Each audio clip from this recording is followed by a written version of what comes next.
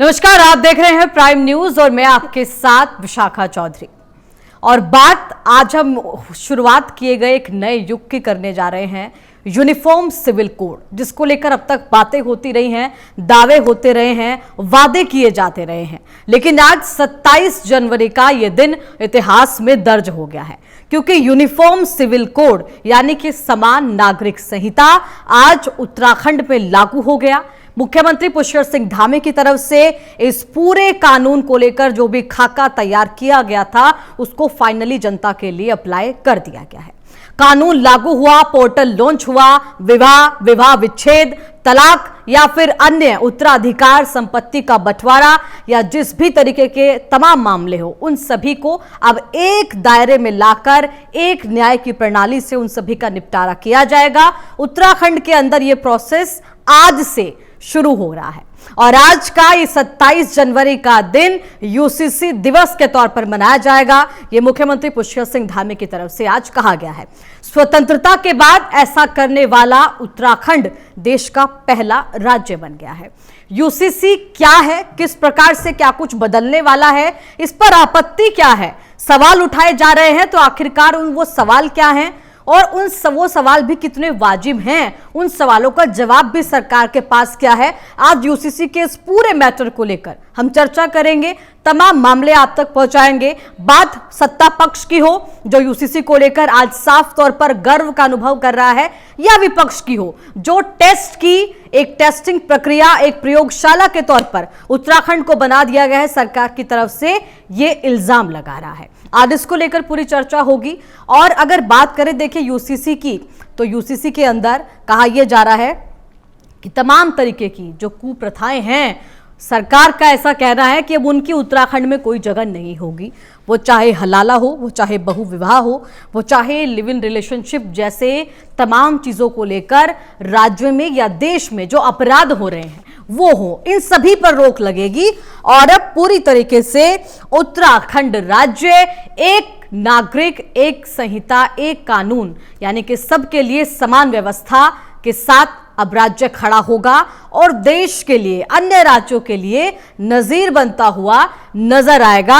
ये सत्ता पक्ष का, भारतीय जनता पार्टी का, मुख्यमंत्री पुष्कर सिंह धामी का कहना है। ये जो वादा है, ये जो दावा है, वो 2014 में भी खूब दोहराया गया, 2019 में दोहराया गया और उत्तराखंड के तो तमाम चुनाव में लगातार इसकी बात होती रही है। आज इसीलिए मुख्यमंत्री पुष्कर सिंह धामी कहते हुए ये नजर आए हैं कि जो वादा किया उसको निभा दिया गया है, उसको पूरा किया गया है। अब देखिए, साफ तौर पर वादा तो पूरा हुआ है, 2.5 साल से पूरा प्रोसेस चल रहा था और 2.5 साल के बाद आज फाइनली यूसीसी उत्तराखंड के अंदर लागू कर दिया गया है।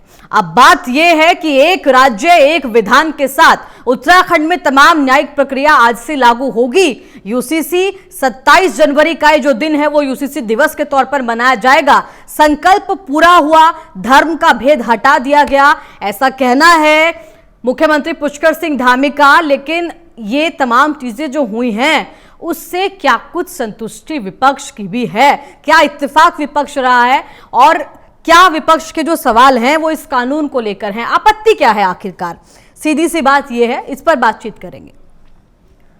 तो चर्चा की शुरुआत करते हैं और हमारे साथ हमारे खास मेहमान इस समय जुड़े हुए हैं। कमलेश रमन जी हमारे साथ है, प्रवक्ता है भारतीय जनता पार्टी के।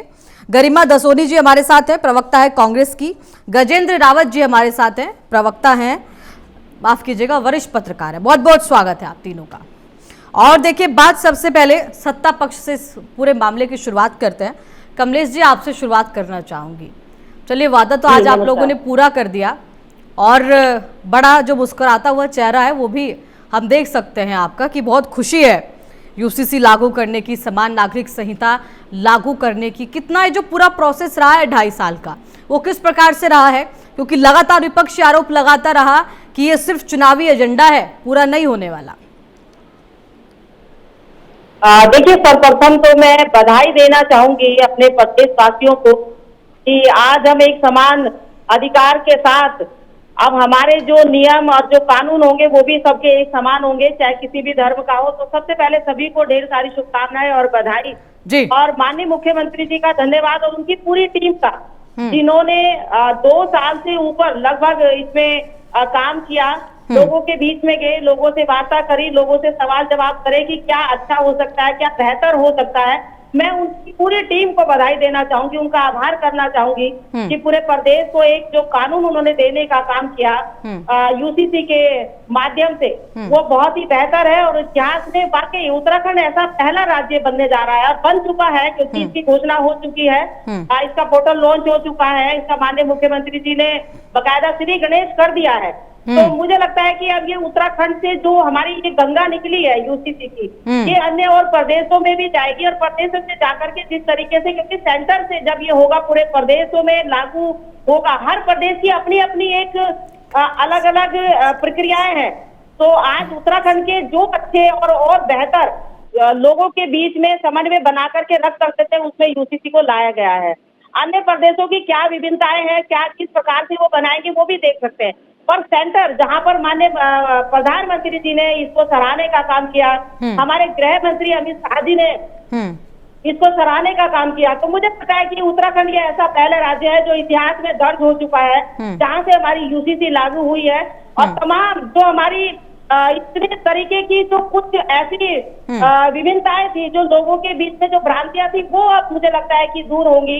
इस तरीके से तमाम हमारी महिलाएं तो एक समान अधिकार के साथ रहेंगी, चाहे शादी हो, विवाह हो, तमाम किसी भी तरीके का कोई रिलेशन हो, बेटी हो, बेटा हो, बुजुर्ग हो, यहाँ तक कि जो माता पिता जो बुजुर्गों को रखने से बच्चे इनकार कर देते हैं, उनके लिए भी इसमें तमाम ऐसी वो चीजें हैं। जो छोटे बच्चे हैं, हमारी महिलाएं, शादीशुदा महिलाएं, तलाकशुदा महिलाएं हैं, क्या हमारा जो एक माइनॉरिटी का जो हमारा एक समाज था जो बिल्कुल अलग चलता था, जिसमें इतनी सारी विभिन्नताएं थी, उसमें चाहे हलाला से लेकर के, चाहे इद्दत से लेकर के, और ऐसी चीजें जो महिलाएं खुश हैं इसमें ज्यादातर, क्योंकि महिलाओं के प्रति जो इस कानून को लाया गया है एक मजबूती के साथ, और जब ये प्रदेश में सब जगह लोगों के बीच में पहुंचेगा, तो मुझे लगता है कि प्रदेश एक और नए आयाम की ओर जाने का काम करेगा। तो आज मैं बधाई देना चाहूंगी प्रदेशवासियों को भी और माननीय मुख्यमंत्री जी को भी, और आपका भी आभार कि आपने इस पे डिबेट कराई है यूसीसी को, क्योंकि पूरा प्रदेश इसमें आज चलिए ठीक है। आपकी बात साफ तौर पर देखिए, तमाम चीजें जो की गई हैं उनको लेकर आपने बताया है। गरिमा दसोनी जी भी हमारे साथ है, प्रवक्ता है कांग्रेस की। गरिमा जी, रावत जी ये कह रहे हैं कि टेस्टिंग लैब बनाकर रख दिया गया है उत्तराखंड को, लेकिन देखिए टेस्टिंग लैब तो हम ये कहेंगे कि अचानक से यदि कोई फैसला लिया जाए तो हम उसको टेस्ट कहते हैं, लेकिन ये प्रोसेस तो देखिए 2.5 साल से चल रहा है। पहले आप ही लोग कह रहे थे कि ये चुनावी एजेंडा है, चुनाव आता है तब बात करते हैं, जब चुनाव चला जाता है तब बात फिर से खत्म हो जाती है। अब कैसे टेस्टिंग लैब हुआ उत्तराखंड? देखिए विशाखा जी, पहले तो मैं आपको करेक्ट कर लूं, मेरी आवाज आ रही है आपको? जी, आवाज आपकी पहुंच रही है। पहले तो मैं आपको करेक्ट कर दूं कि रावत जी ने नहीं, ये कोट अनकोट किशोर उपाध्याय जी ने कहा है। किशोर उपाध्याय भाजपा के विधायक है टिहरी से, तो ये रावत जी का कोट नहीं कह रही हैं आप, ये किशोर उपाध्याय जी ने बाकायदा प्रेस कॉन्फ्रेंस करके इसको टेस्टिंग कहा, और ये 3 दिन पहले की बात है।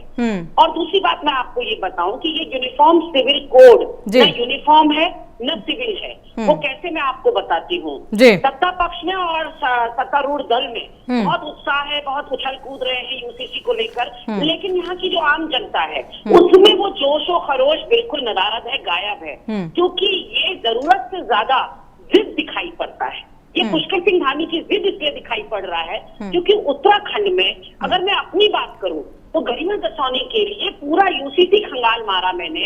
इन्होंने तो बात टोटलिटी में कर दी कमलेश अमन ने कि बड़ा, पहले तो मक्खनी लगाती रही अपने नेतृत्व को कि बड़ा बधाई हो मुख्यमंत्री को, मंत्रियों को, समिति को, सबको। उसके बाद प्रावधान एक ने गिनाए। मेरे लिए क्या है, मैं पूछना चाहती हूँ कमलेश अमन से, मेरे विवाह को लेकर हिंदू विवाह अधिनियम 1955 मुझे सुरक्षित करता है। मेरा उत्तराधिकार को लेकर मेरे को 1956 सुरक्षित कर देता है। भारतीय उत्तराधिकार अधिनियम 1926 मुझे सुरक्षित कर देता है। तो मेरे वहाँ हिंदू बाहुल्य ये राज्य है उत्तराखंड, उत्तराखंड में 80% जो आबादी है वो हिंदू है। तो हिंदुओं की तो लेकिन मैडम 1 मिनट 10 मिनट मंत्रमुग्ध होकर सुना मैडम आपने कमलेश रमन को, मुझे 2 मिनट तो दीजिए। ठीक है, मंत्रमुग्ध थी आप 10 मिनट तक, थोड़ा सा संयम रखिए, अभी तो बहुत कुछ है बोलने के। नहीं ठीक है, आप बोलिए। उन्होंने कहा जो गंगा निकलेगी यहाँ से उत्तराखंड से, मैं पूछना चाहती हूँ गंगा में मैं भी डुबकी लगाना चाहती हूँ, मेरे लिए क्या है डुबकी लगाने के लिए आपके संपत्ति का बंटवारा, उत्तराधिकार, विवाह विच्छेद तलाक जैसे जो तमाम प्रोसेस है मैडम, वो सिर्फ हमारे और आपके लिए नहीं है, बाकी के धर्मों को जब हम देखते हैं एक दायरे में लाकर यदि ये प्रणाली लाई जा रही है तो इसमें आपत्ति क्या है?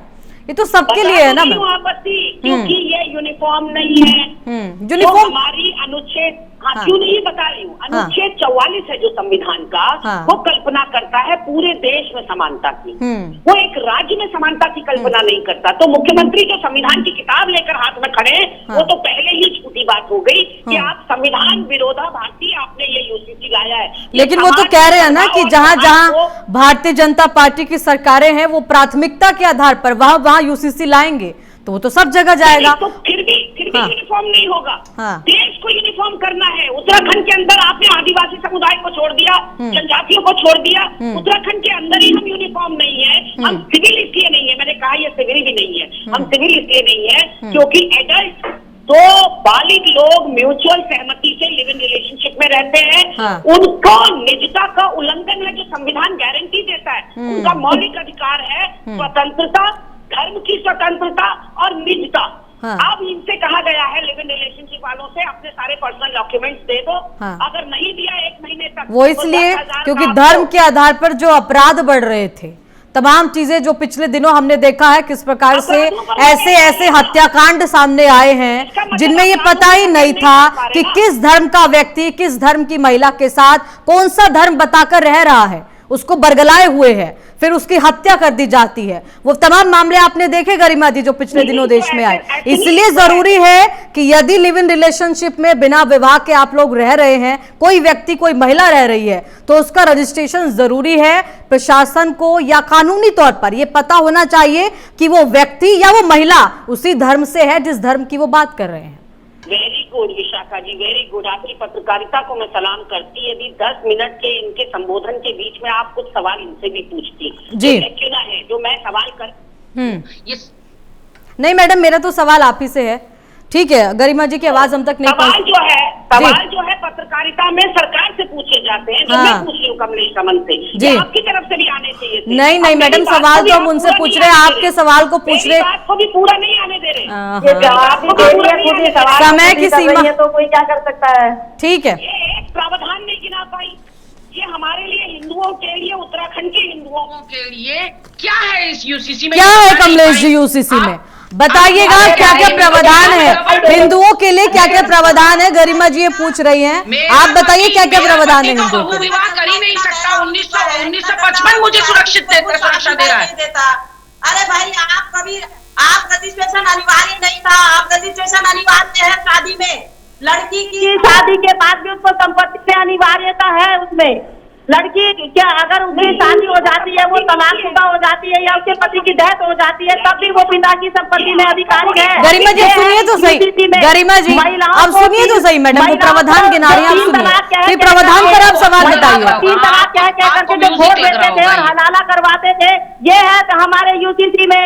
महिलाओं को समान अधिकार देने का है यूसीसी में, युवाओं को समान अधिकार देने का है यूसीसी में। 15 दिन के अंदर रजिस्ट्रेशन आपको करवाना होगा यूसीसी में, वरना आपका जुर्माना होगा। अरे अगर प्रदेश के अंदर हर व्यक्ति का अधिकार एक समान होगा तो कांग्रेस को दिक्कत किस बात की है, समझ में आया मुझे। अरे कांग्रेस के लोग कांग्रेस के लोगों का जवाब दो। आपने कहा युवाओं की समानता, कौन सी समानता युवाओं की? ठीक है, कौन सी समानता युवाओं के लिए? क्या है इसमें, कौन सी समानता बताओ मुझे। ये सद्भाव और सौहार्द को बढ़ाने वाला नहीं, ये खाई को बढ़ाने वाला काम किया है, ये संवैधानिक रूप से हत्या करने वाला काम किया है, ये निजता के अधिकार का। धर्म के नाम से लड़ते रहे हम ऊंच नीच का भेदभाव खत्म ही नहीं कर पाते हैं। आज कम से कम यूसीसी आने के बाद हमारे तमाम जो वर्ग है वो एक समान तो दिखाई पड़ेंगे। अरे तमाम वर्ग नहीं, सीधे कहो ईसाइयों को, कार्य प्रणाली सीधे कहो ईसाइयों को, पारसियों को, बौद्ध को, जैन को, मुस्लिमों को, उनको टारगेट करके बनाया आपने। ये मत कहिए, ये मत कहिए। ठीक है, कांग्रेस को नजर नहीं ठीक है, ठीक है, ठीक है, एक एक करके मैडम, एक एक करके, ठीक है, जाति धर्म के नाम पर। चलिए ठीक है, अब मैं करेक्ट कर देती हूँ तमाम चीजों को। गरिमा जी देखिए, वो कह रही हैं हलाला जैसी, बहु विवाह जैसी जो कुप्रथाएं हैं महिलाओं को लेकर, उन पर तो बैन लगेगा। ये विपक्ष मानता है या नहीं मानता है? देखिए, जब रजिस्ट्रेशन होगा, जब शादी का रजिस्ट्रेशन होगा, जब तलाक का रजिस्ट्रेशन होगा, तो कोई व्यक्ति एक साथ कई शादियां नहीं कर पाएगा, ये हलाला जैसी जो व्यवस्था है वो बंद होगी? क्या नहीं लगता कि कुप्रथाएं जो है वो बंद होगी? देखिए, हाँ, एक बात बताइए मैडम, ये पॉक्सो एक्ट आया ना निर्भया कांड के बाद, आया तो नहीं हो रहे हैं क्या महिला अपराध? इनके कर रहे हैं, इनके संगठन के। लेकिन मैडम कितने फीसदी कम हुई है पॉक्सो एक्ट आने के बाद? महिलाओं को लेके जो अपराध है वो कितने फीसदी कम हुए, ये जानकारी है आपको? नहीं, पॉक्सो एक्ट आने के बाद कितने परसेंट केसेस में कमी आई है, जानकारी है आपको? अरे मैडम सुनिए, एनसीआरबी के डेटा के हिसाब से विशाखा मैडम एनसीआरबी का डेटा कमलेश जी, कमलेश जी मैं आपके पास वापस आती हूँ मैडम। युवाओं को समानता देता है कमलेश रमन, युवाओं को कौन सी समानता देता है ये? ठीक है कमलेश जी, मथुरा दत्त जोशी जुड़े थे, वो कुछ नहीं बता पाए, कैसे भाई समान नागरिक बना रहे हो हमको? हाँ हाँ, ना मथुरा दत्त जी के पास कोई जवाब था, ना कमलेश रमन के पास जवाब है, क्योंकि इनको खुद नहीं पता। मैडम जवाब सुनिए तो सही। पता ही नहीं, और गरिमा जी में भी नहीं पता हम पर क्या लागू होने जा रहा है। गरिमा जी, ये यूसीसी में मेरे लिए क्या है मुझे नहीं। गरिमा जी सुनिए, आप सुनिए तो सही मैडम, एक एक करके ऐसी चर्चा का विषय, ऐसी तो चर्चा का औचित्य खराब हो जाएगा ना, पूरा सुन नहीं पाएगा कोई एक दूसरे को। आपको आप डिबेट करवाने के लिए बुलाया है या खुद जवाब देने के लिए? मैडम एक एक करके आप बात करेंगे। मुझे ये बता, गरिमा जी आपको मैडम उनसे ज्यादा समय दिया है मैडम आपने मुझे यहाँ कमियां गिनाने के लिए बुलाया है ना मैडम। कमियां गिनाने के लिए विपक्ष का क्या सोचना है, आप लोग क्या चाहते हैं, इत्तेफाक रखते हैं नहीं रखते, तमाम चीजों को लेके बुलाया मैडम। आपको डबल समय दिया है मैंने, उनसे ज्यादा समय दिया है। डबल समय दिया है, आप लगातार बोल रही हैं मैम। मेरा काम तो बोलने का है, मैं तो बोलूंगी ना मैम, मेरा तो काम ही बोलने का है। बोलने के लिए हमें बुलाया आपने, आपको आपका पक्ष रखने के लिए बुलाया है। विपक्ष का पक्ष क्या है, सत्ता पक्ष क्या है, और फाइनली जो ओवरऑल पक्ष है वो भी रखने के लिए हमारे पास मौजूद है वरिष्ठ पत्रकार। आप एक सेट माइंड से आई हैं, ठीक है। पक्ष की कमियां जो यूसीसी की है मैडम, ऐसा नहीं है, ऐसा नहीं है, ऐसा नहीं है। आज मैम राजनीति का मामला ही नहीं है, आज राजनीति का उद्देश्य ही नहीं है मैडम। गरिमा जी बात सुनिए तो सही, यूसीसी लागू करने वाला उत्तराखंड का पहला, मुझे कुछ बताने की जरूरत नहीं है, आपकी डिबेट देख के वो सामने पारदर्शिता के साथ आ रहा है कि मकसद क्या है। ठीक है ठीक है गजेंद्र जी, देखिए सत्ता पक्ष की आपने बात सुनी, विपक्ष की बात आपने सुनी। यूसीसी समान नागरिक संहिता आपको क्या लगता है उत्तराखंड के अंदर आज लागू किया गया, कितना सही है? बहुत सारे लोगों का यह भी कहना है कि इंप्लीमेंट नहीं हो पाएगा, लागू नहीं हो पाएगा, क्योंकि उत्तराखंड से बाहर जाने पर शादी जैसे जो तमाम मामले हैं वो वहां पर लागू होने से वंचित रह जाएंगे। क्या ऐसा भी होगा सर? जब आप खुद ही बता रही हैं कि इसमें इतनी सारी कमियां हैं, तो ये बात इसलिए यहाँ से समझनी बेहद जरूरी है मैडम। हाँ कि जब आपने यूसीसी का नाम रखा है समान नागरिक संहिता जी, इसका मतलब सबके लिए समान नियम होना चाहिए। अब आपकी जो सरकार है यहाँ पर उत्तराखंड में, जो भाजपा की सरकार है, उनके विधायक है मुन्ना सिंह चौहान जी। पिछले दिनों जब निकाय चुनाव का मसला आया और उनके क्षेत्र में विकासनगर वाला जो नगर पालिका है उसको शेड्यूल ट्राइब के लिए रिजर्व किया गया, तो उन्होंने बाकायदा सरकार को चेतावनी दी जी और कहा कि भैया आपको अगर पहले इसको शेड्यूल ट्राइब करना है तो पहले खटीमा को कीजिए, जो दूसरी धारचूला है, तीसरी जो विधान वो नगर पालिका क्षेत्र वहां कीजिए। ये बहुत बड़ा संकेत है कि आपने जिस जनजाति जो लोग हैं 4% के आसपास जो जनसंख्या है उनको आपने इसमें कवर नहीं किया है। यानी कि जो अभी तक आप तमाम तरह की कुरीतियां गिना रही थी सरकार की ओर से और कमलेश जी की गिना रही है, इसका मतलब मुन्ना सिंह चौहान, उनके क्षेत्र के लोग, धारचूला के लोग, खटीमा के लोग और बद्रीनाथ का जो बड़ा एक वर्ग है वहां पर इस प्रदेश में जो मतलब हजारों की संख्या में लोग हैं, उनके लिए आपने कोई दूसरा कानून बना दिया।